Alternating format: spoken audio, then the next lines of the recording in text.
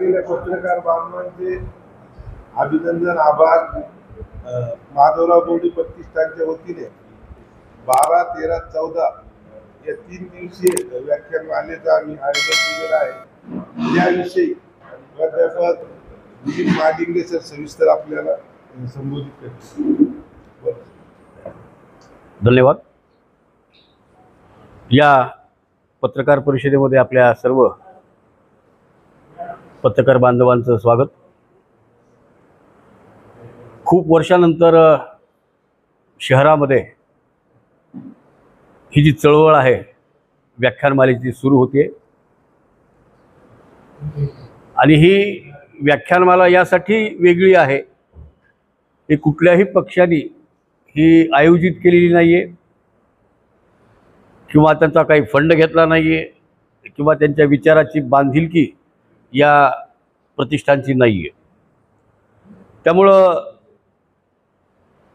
अत्यंत मोकळेपणानं आणि निपक्षपणे विषयाला न्याय देतील असे सगळे वक्ते, महाराष्ट्रातील नामांकित वक्ते या आपल्या 3 दिवसाच्या कार्यक्रमाला हजेरी लावत आहेत।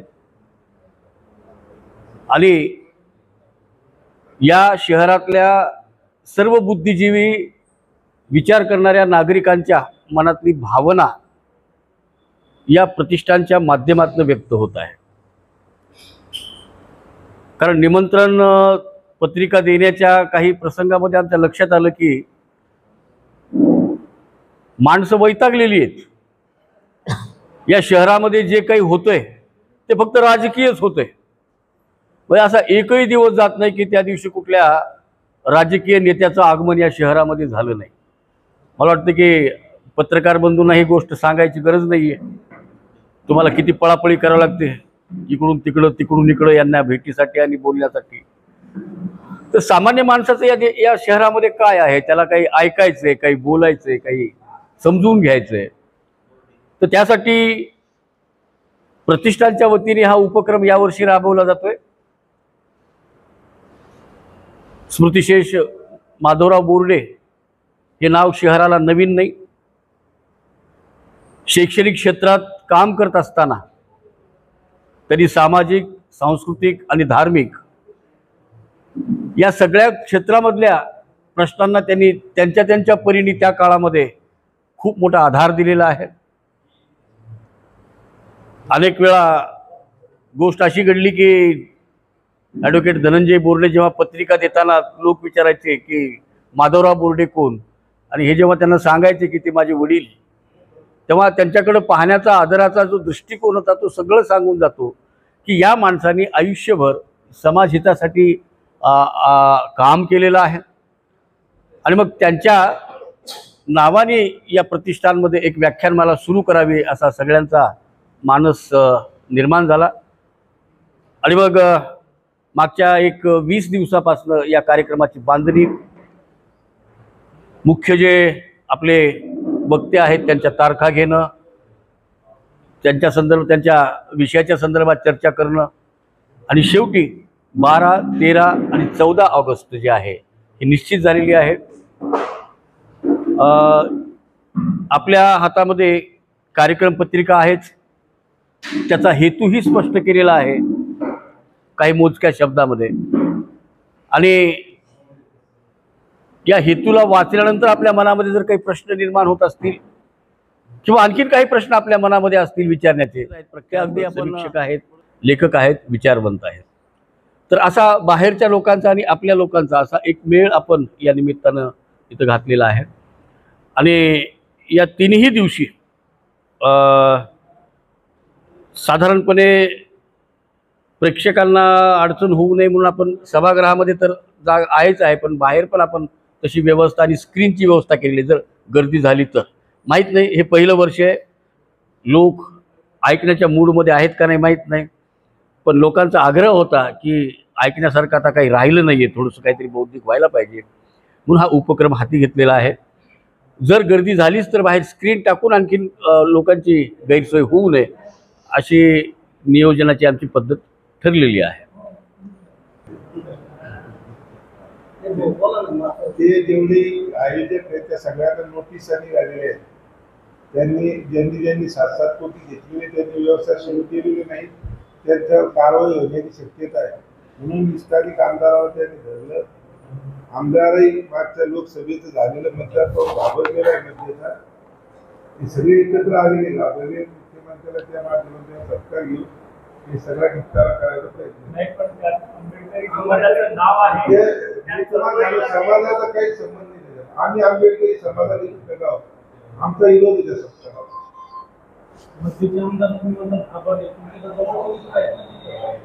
म्हणून तर सांगू लागलो तुम्हाला घाबरले. मला मित्राला जास्त माहित असतं काय चाललंय.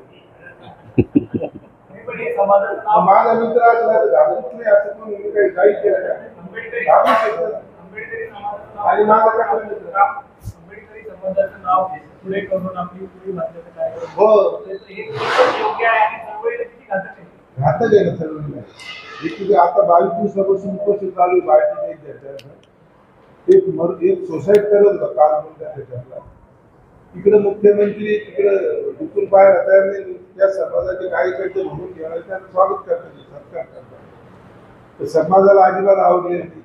समाजाचा याच्या सहभाग नाही. ज्यांना नोटीस आल्या, ज्यांच्या फायली मंजुरीसाठी 10-15 जणांशिवाय त्याच्या शिवाय कोणी नाही त्या कार्यक्रम. काही नेत्यांनी वक्तव्य केलं तर आंबेडकरी चळवळ संपली. आंबेडकरी चळवळ संपली. मग आता ते जर जाऊन करत असतील त्यांना संपलेली वाटत ना. जो माणूस मुख्यमंत्री सत्कार घेऊन राहिला बीजेपीच्या युतीतला मुख्यमंत्री असा, तर त्याला स्थळवर कुठून जीवन दिसत. सर आपल्याला विषय आपण तेव्हापासून आम्ही शिक्षण महर्षी माधवराव बोर्डे प्रतिष्ठानची स्थापना केली आणि त्या प्रतिष्ठानच्या अंतर्गत आम्ही वेगवेगळ्या माध्यमातून काम केलेलं आहे. जसं की आता जर उदाहरण द्यायचं झालं तर शैक्षणिक कार्यामध्ये जर म्हटलं तर आम्ही शाहू महाराजांची जयंती असेल आणि गरीब मुलं जे असतील ज्यांची आर्थिक परिस्थिती बिकट आहे खूप परंतु हुशार विद्यार्थी आहेत.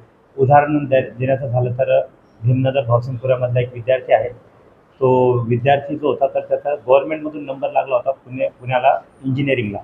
पण तो मुलगा जो होता तर माझ्याकडे जे काम करणारी मावशी होती त्यांना माहीत होतं की आपण गरीब विद्यार्थ्यांना आपण मदत करतो.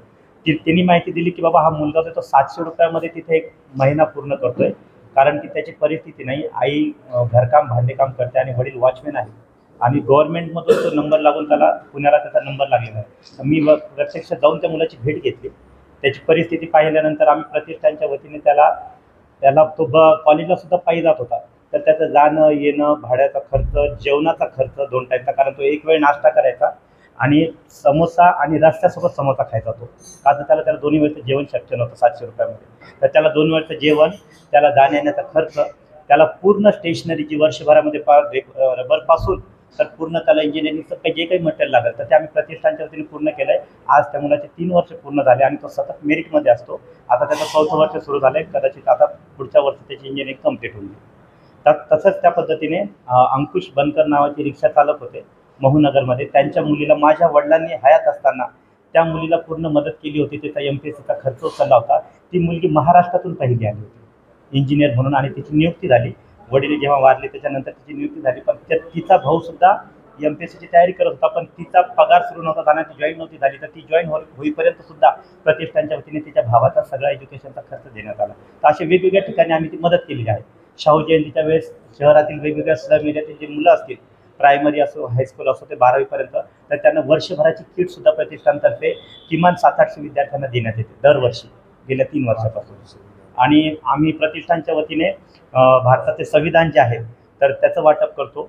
ॲनालिसिस ऑफ कास्टचं जे मराठी भाषांतर झालेलं आहे जाती व्यवस्थेचे उच्चाटन सिरसाट सरांनी जे रूपांतरित केले भाषांतर केलेलं आहे त्याच्या किमान आम्ही आतापर्यंत 5000 कॉपीज वाटलेल्या आहेत.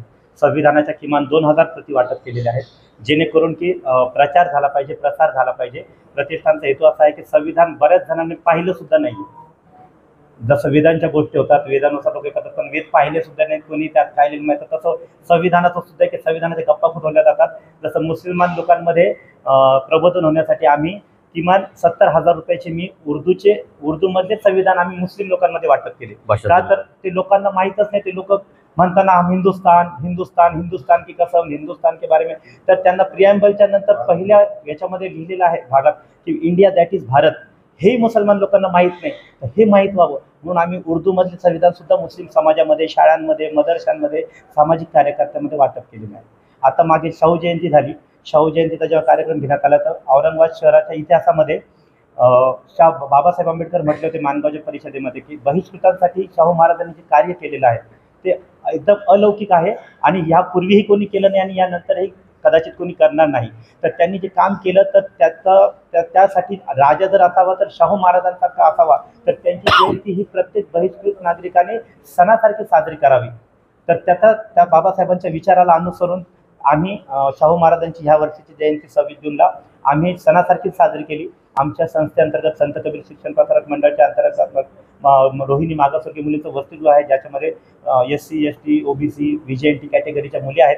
त्या गरीब घरातल्या विद्यार्थ्यांनी त्यांना आम्ही नवीन कपडे पार चपला बुटापासून म्हणजे त्यांचे तर पूर्ण त्यांना सजावटीपर्यंत नवीन कपड्यापर्यंत त्यांना सणासारखं वाटावं असे त्यांना कपडे घेऊन दिले.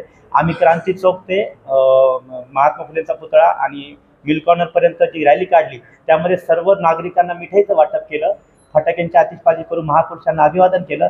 त्यासोबत महत्त्वाचं म्हणजे महापुरुषांच्या नावाचे फलक घेऊन 500 ते 600 विद्यार्थ्यांची रॅली आम्ही काढली. वैचारिक रॅली वैचारिक संदेश देणारी बुद्ध, फुले, शाहू, आंबेडकर यांच्या विचारांचे फलक घेऊन विद्यार्थी म्हणजे